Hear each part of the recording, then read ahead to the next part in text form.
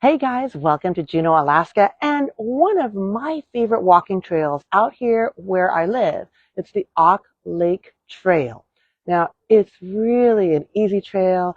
You can start at one of two ends. I chose to start up at Goat Hill, at that way, and I'm walking towards Glacier Highway, where at the end, conveniently, is a liquor store called Des Harts. It's locally ran. I frequent it a lot. So if you ever make it in the area, say hi to Steve. So the water here in Auke Lake is only about 113 feet deep. And right now it's about 60 degrees. So when we first came here in April, it was frozen solid to the point where people walked and skied across it. They did it. I've never been that bold.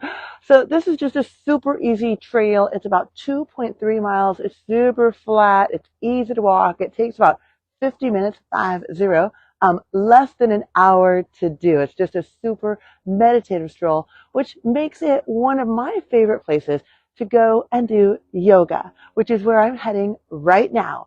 So I will see you on the other side. Cheers.